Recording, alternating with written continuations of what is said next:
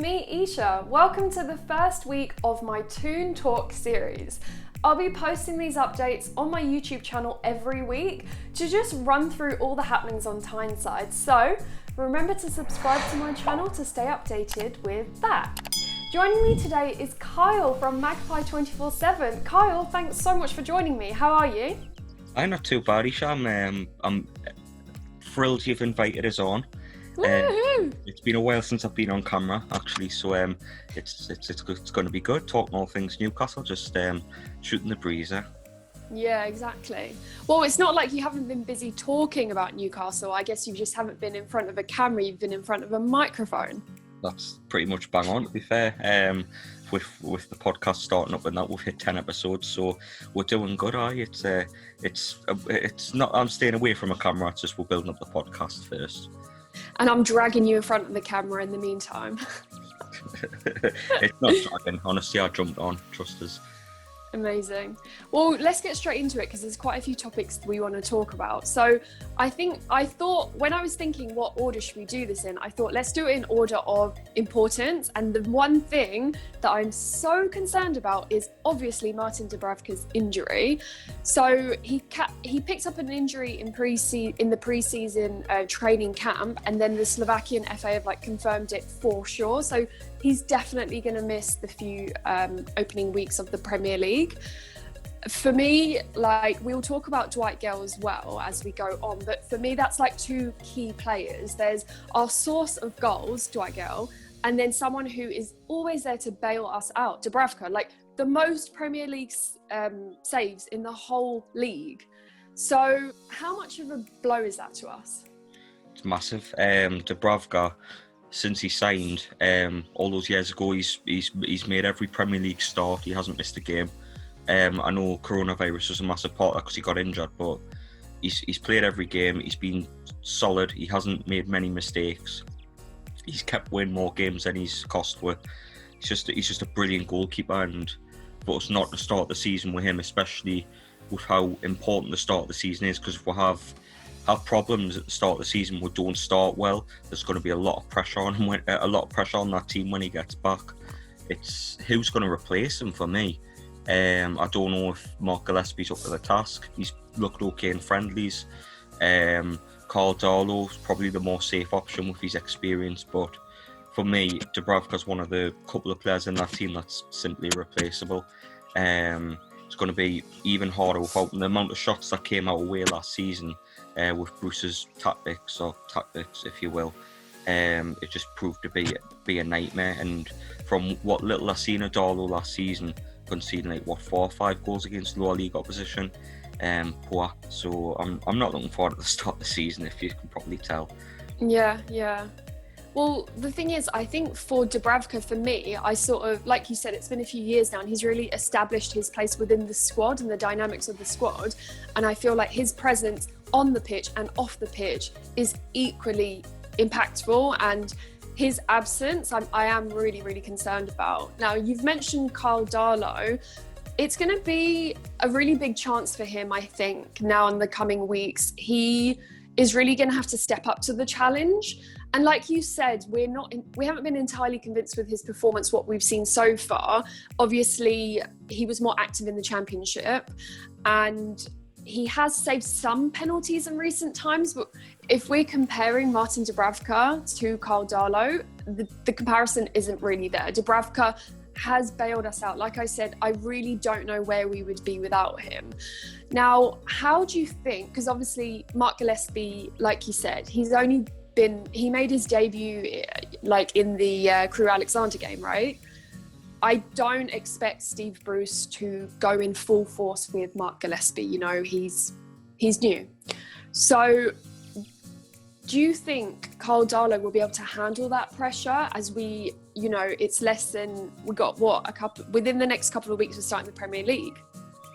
It's a difficult one. Time will certainly tell with Carl Darlow, but we don't have a choice, Isha. That's the thing. We've got to stick with Darlow, or if he wants to go a bit out there, he'll go with Gillespie. But I'm sure Darlow will carry you through with his experience, but my problem is with Darlow, you're always like worrying he's going to make a mistake. Like, he doesn't control his box anywhere near as good as Dubravka. He's an alright shot stopper, but it's like holding the crosses, and his distribution's very poor. So that's more the worry with Darlow. You have to kind of change the way your team is going forward, because his distribution is nothing short of abysmal. Whereas Dubravka can pick a pass from like 40-50 yards. But I think Darlow will be a safer bet than Gillespie, but I am worried going into the West Ham game. I'm sure the likes of Haller, Felipe Anderson, them types of players will really be rubbing their hands at the thought of Newcastle's second keeper being up against them, that's for sure. I guess we were at that West Ham fixture last year. Crazy though. Yeah. But that ended well, so if we can hope for anything like that turnout, I'll be really, really happy. Yeah.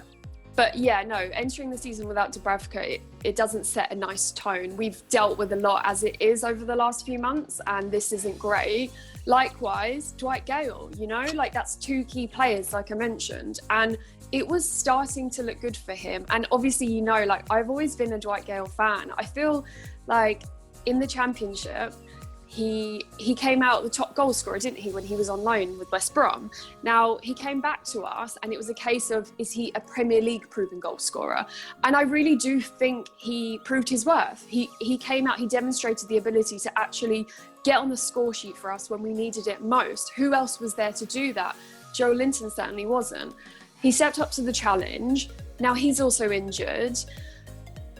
I guess what I want to ask you is that at this point in time where we haven't sorted out our attacking options and we haven't made any additions, we need a centre forward or two. If we go into this season without having finalised any attacking options, how would you feel? I mean, we're doomed, right? It's bad enough as it is. We don't have a goalkeeper, we don't have a centre forward. Steve Bruce keeps trying to sign defenders when we've already got five centre backs. It's crazy, Eisha. Because I remember a couple of years ago we brought in Rondon and Gayle was kind of just hide out on loan. It was kind of seen as that's the end for Dwight Gayle. Now it's a bit ironic, a couple of years later we're kind of hanging my hopes on Dwight Gayle and hoping he can get back fit and start scoring the goals, because between Project Restart and the end of last season, he was actually really clinical in front of goal, barring that miss against Man City in the FA Cup. He was bang on. I think he scored 3 or 4 goals in the last 7 games, which for a striker on our standards with a top goal scorer of 6, it's prolific. So I'm hoping Gayle can come back.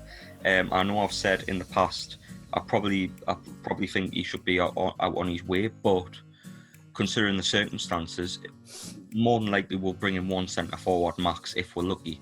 So he'd be with backup or fighting for that position. So I think he'll be here to stay, but for him to be injured until December, it's gutting, because now we're hanging our hopes on Andy Carroll and we both know he can't stay fit. So it's a bit of a dire situation. You've got the likes of Mutu, who doesn't get a chance, Gayle, who's injured, Joe Linton, who isn't in training. He's just not available at all, and even then he'd have to build his fitness up, and even when he's fully fit, there's questions of whether he's good enough. So it's a dire situation. We need centre forwards and desperately. Yeah, and speaking of centre forwards, we haven't signed any centre forwards, but we've signed Jeff Hendrick. So let's talk about him. So we've signed him on a 4-year deal from Burnley. Now, he did say that Steve Bruce played a huge part in that, which we have to credit Steve Bruce for in terms of man management. We always know that he is going to attract certain players because of his man management skills. He is good at that. And that's great. And Jeff obviously enters a sort of like intense situation where we are well stocked in our midfield. So, I will always be grateful for signings. You know me, I guess any Newcastle fan is always happy when any signings are made. But I am starting to get a similar feeling that I got in January. And it's kind of like, can we address the elephant in the room? We need attacking options so bad. And we sign a midfielder, and it's like we got Bentaleb, we got Lazaro, we got Danny Rose. All the while we're like, hang on a minute, what about like an additional, attacking option? So I'm kind of getting that same feeling. What do you think? I've got the same feeling as well. They're not addressing the problems, and we've needed a forward for so long now. I mean, we had a little bit of excitement at the start of last season when Jolinton came in. He was banging the goals in friendlies and stuff, but I think Jolinton's qualities really showed. Obviously, he deserves a little bit more time to prove his worth, but we need a forward badly. It's not just a forward we need. Need a right back, need a left back, but on to Hendrick. Hendrick is actually a really solid player. He's hard working. He can play in multiple positions, but he's no Frank Lampard. Let's be honest. So it's just a solid signing. He's better than Bentaleb.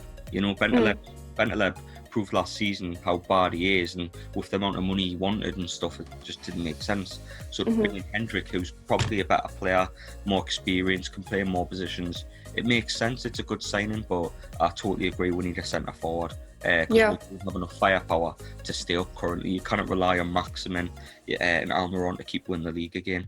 Yeah. Well, before we speak more about our attacking options and lack of attacking options, you did mention about a left back. So let's talk about our left back situation. So Jetro Willems, he was injured in the Chelsea game, I guess. So up until that moment, he did look impressive. And that strike against Liverpool, that was voted like goal of the season, wasn't it? So Yes, it is. He has an impact. He's memorable. And I think he actually, you know, certain players come to us and they gel well and they connect well with us as a fan base. And I feel like he really did that. And even now, like in recent days, he's made it very clear to press he wants to stay. He has unfinished business on Tyneside. He wants to stay. He wants to figure out his contract. Yet that hasn't actually been sorted yet. And he is obviously on loan with us. He is getting back to full fitness, and he can leave his club in, where's his club is in Germany. Germany, right?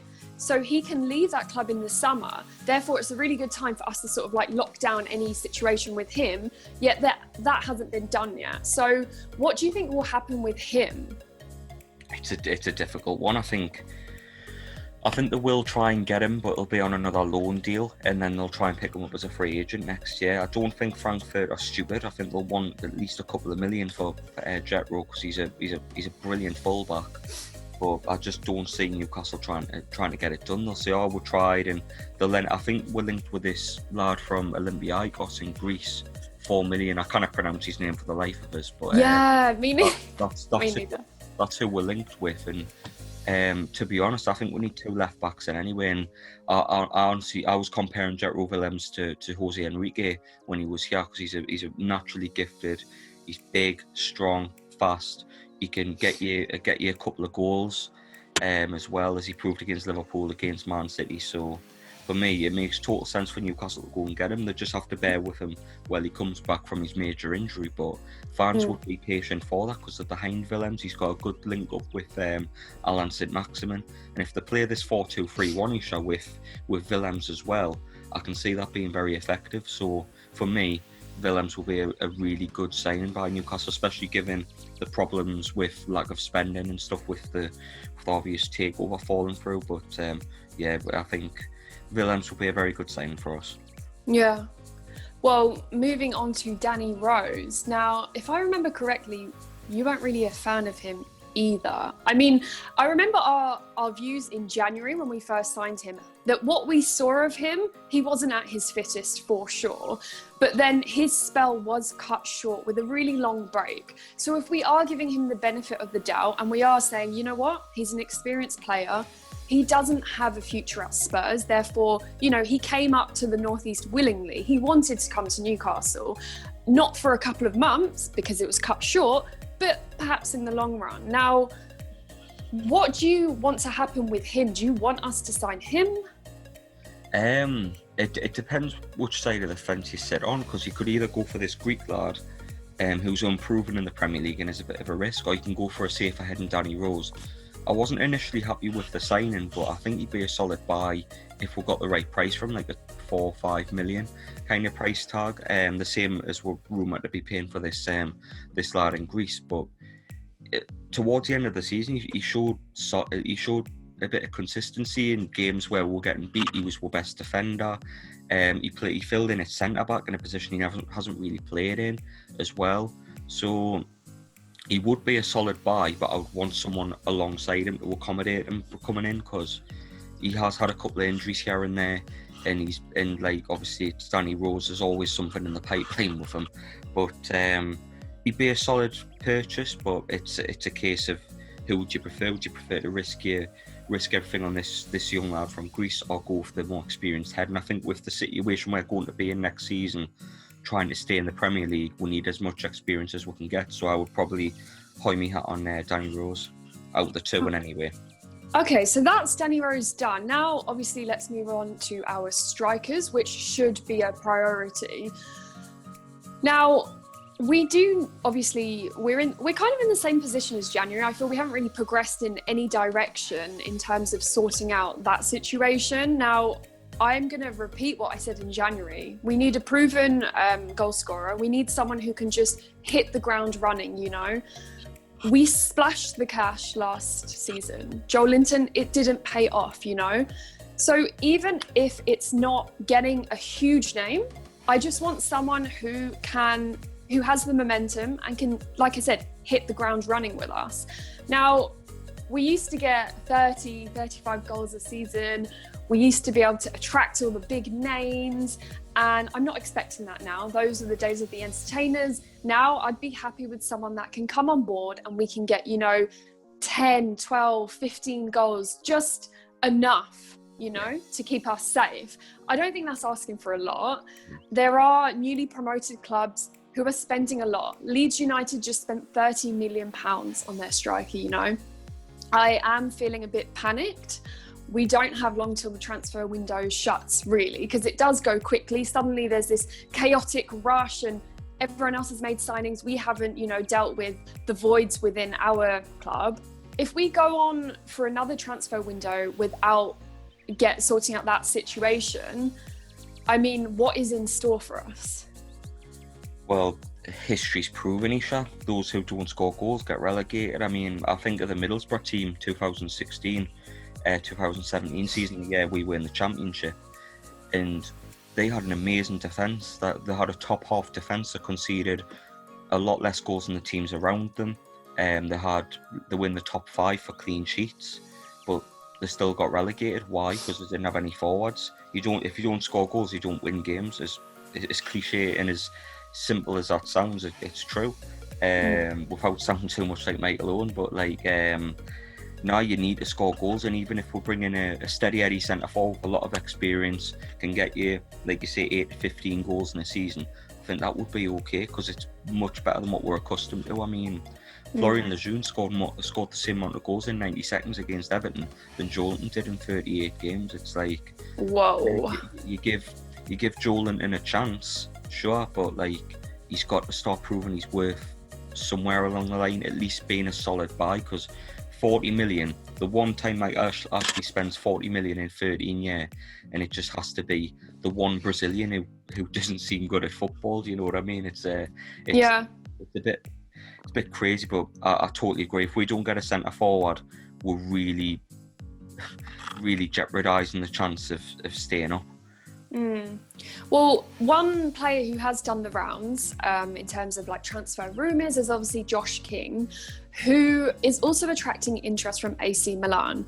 Now, the thing is, for me, he would have to come with us on a long-term investment, and I'm not sure if that's an investment worth making. Like I said, I'm grateful for any signing, and if we can get someone to score goals, great. But he only scored 6 goals with Bournemouth, and his fee is reported to be around 25 million. Now, I just don't think in the current climate, every Premier League club is pretty limited with funds, and even Mike Ashley has said that there will be a reduced transfer budget. Do you think he would be worth that £25 million price tag, bearing in mind he scored 6 goals for Bournemouth? Absolutely not. If I was paying 25 million for a striker from Bournemouth, it would be Callum Wilson, to be honest. Yeah. Because he's a bit more of a prolific goal scorer. Josh King, for me, reminds me a lot of Shane Long. He works hard. He'll get the odd goal here and there, but there is questions of whether he is good enough. He is a good footballer, and he's definitely an improvement on what we have. But 25 million would be your star player for a summer, and I just don't think he would be it. I think there's so many better options out there. I think Michy Batshuayi on loan from Chelsea would be a good one with Werner and Abraham being in front of him. You're looking at the likes of Kevin Gamero, who plays for Valencia. He's available for 5 million. He's a sound head up front. You look at the lads from Watford. You could go for Troy Deeney on loan. He'd be a sound head up front, especially the same kind of build as Rondon. Work well with the wingers. For me, there's so many better options out there than Josh King. I'd be very, very disappointed and annoyed if we paid 25 million for Josh King. It'd be a welcome signing, don't get us wrong, because it's better than what we have. But at the same time, there's always that feeling you could do better and do more, especially with what's out there. Be reckless to spend that amount of money on him.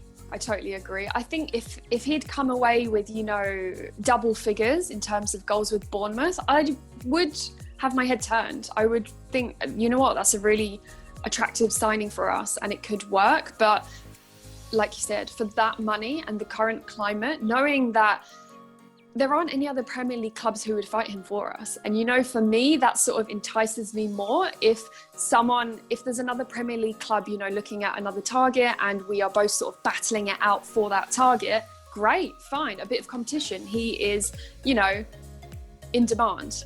Yeah. But not for that price tag. Now, let's move on to the preseason games so far. Obviously, I take the preseason games with a pinch of salt. I won't take them too seriously just because sometimes it's not reflective of how we go on to progress in our Premier League campaign. Obviously, if we look at that season when we came away with the championship title and our preseason spell was awful. It was like a 6-1 defeat, wasn't it? Leyton Orient. You just can't really base anything on our preseason spells. But saying that, I do want to talk about Andy Carroll because he's now got 2 goals in 2. Now, the first game, the Crewe Alexander game, it was 3-0. He scored the opener. The Barnsley game, again, he scored the opener. Do you think he can keep up that momentum? Injuries aside, because we both know if it comes to injuries, he's not a solid option. We cannot depend on him to stay fit throughout the season. But in terms of getting a few goals in early, can he keep up this momentum, do you think? You answered your own question, Eisha. You can't depend on him because he gets injured. Do you know what I mean? It's all good scoring against the likes of Crewe and Barnsley, but the season openers against West Ham, much better sides. So for me, it's a case of whether he can stay fit, more so can he score goals. Because when he's on the field, he's proven he can be effective. I mean, he had 3 assists last year. He set up Shelby's goal against Sheffield United. He set up Miggy's first goal against Crystal Palace. He's a solid player to have. He's a handful for defenders.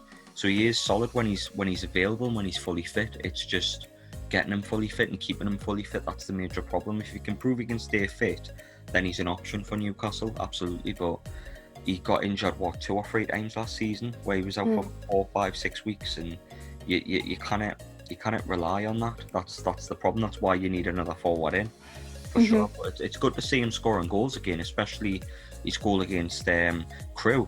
Brilliant. The ball never touched the ground, and him controlling the ball in the air, which people give him stick for. He has a ball control and stuff, and he's just a target man. But he proved otherwise the other day. So there is potential if he can stay fit, but that's the question: can he stay fit? Yeah, exactly. And I guess, kind of touching upon what you said, we want to see him score goals. Obviously, there's a bit of a sentimental side to that, and we didn't expect to get him back to his boyhood club and be a goal machine. We always know he has been plagued with injuries over the years. But I mean, it's great to see. Yeah, it's great to see a couple of goals. It's great to see. I'm sure it was a huge weight off his shoulders because there was a drought. He was trying towards when the Premier League restart happened. You could tell, you could just watch him on the pitch. As soon as he came on, he was dying to get a goal. So great, if anything, it's a weight off his shoulders. If he can keep it up, a bonus, but I'm not being too optimistic about that with his fitness. Now, moving on to some players who do need to prove themselves, probably even more so. Now, let's talk about Jacob Murphy. So he's had a couple of loan spells.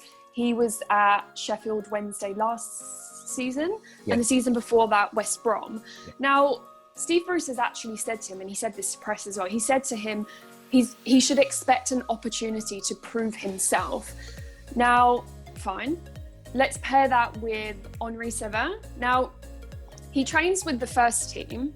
He's mates with Manquillo, Lejeune. He's very, very fit. He hasn't played for the club for 2 years. Now, he did come on in the Barnsley game, which is quite interesting. Firstly, with Henri Sever, he's coming into a midfield which is already well stocked. We've even got Hendrick now as well to compete with. So who would you bring him on instead of? It's just baffling. We've seen glimpses of potential, but I don't know. I mean, I guess, how can these two players, Murphy and Sever, revive their Newcastle careers? Do you think they can? Or is it a case of, let's get rid of them and free up some cash? I think one of them deserves a chance and the other one needs to be let go. Like 2 years ago, I think Henri Sever is wasting a place in the squad, to be honest. He just, for me, he hasn't had a decent game for Newcastle since that West Ham game in our promotion season, December 2017. It's 2020 now. It's coming up to 3-4 years ago. That, like, do you know what I mean? It's a long time since he was relevant in this squad. I think with Sever, it's literally a case of building his fitness up to go elsewhere, because that's what they tried to do with Jack Colback last year, playing him in a couple of friendlies here and there, and then trying to get him out the door. Similar to with Lazar, trying to do the same thing. But I think Jacob Murphy's shown a bit of promise, winning the penalty and obviously scoring the penalty against Barnsley. But for me, I think Newcastle could probably Newcastle could go for better. But I think in the circumstances, I think Jacob Murphy has a really good chance to prove himself, and if he can, to another local lad, a part of the setup. So yeah, it's probably worth doing, but it's about time he started delivering on that 12 million price tag Newcastle ridiculously paid for him all those years ago. But Sever, for me, out the door. He's not good enough. It's great that Jacob Murphy is proving himself and even getting the goal and everything. You have a bit more faith in Jacob Murphy, right? Yeah, absolutely. I have no faith at all in Henri Sever to deliver anything. I don't think he's anywhere near as good enough as what we'll have. If we were to bring Sever in, it would just slow the progression of Matty Longstaff down. I think he's one of the players that should be in and around the squad, not Henri Sever. But I think if we're being short of quality on the wings in terms of depth, I mean, my first team's great. You've got Almiron and you've got Maximin, but if one of them picks up an injury, then you're looking at Atsu, and no, definitely not. But if Jacob Murphy can come in and prove himself, there's a position for him. He's also proven at Norwich in the past he can play as a centre forward, which depressingly could be the case where Jacob Murphy's leading the line for Newcastle for West Ham. But if he's shown good on his chances and takes them and keeps delivering in these friendlies, he will be a part of the opener at West Ham, and I do wish him luck. I mean, I've never disliked Jacob Murphy. I've always thought he never got a fair crack of the whip at the club. Rafa never gave him a run of games, and when he did, he proved himself, and then he got dropped again. So for me, he needs to take his chance now. It's now or never for him, sink or swim. I agree. I totally agree. That's pretty much it. So we're done. So I just wanted to say, Kyle, thanks so much for joining me. No problem. Not a problem, Eisha. So I'm going to be doing these video podcasts weekly. So you guys should stay tuned for that and make sure you subscribe. I guess what I want to ask Kyle now is a bit more about Magpie 24/7, because you're a new brand, but you've developed crazy amounts over the past month. I already know that your podcast, like you said, you've done 10 episodes so far, right? 10 episodes, yeah. And you're getting listeners from Australia, from Norway, from everywhere. So can you just tell the viewers a bit more about what you guys do at Magpie 24/7? Well, myself and Paul, we're left Newcastle Fans TV, obviously, which is why you might know my face from. But we left Newcastle Fans TV to start up Magpie 24/7. We started a weekly podcast, which is on just a couple of podcasts per week on Spotify. We're also on Facebook, Twitter, and Instagram as well. Basically, it's just all your news, all your opinions, mine and Paul's opinions. If you know Paul, you know he's rash.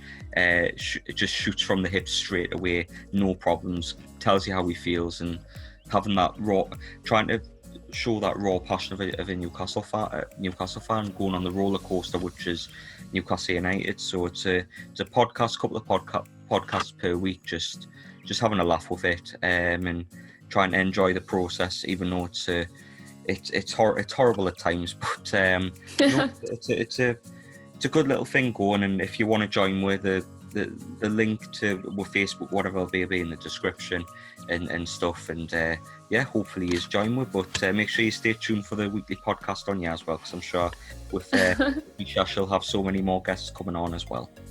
I will. Thanks so much, Carl. All right, guys. Well, we'll catch you next time. Bye.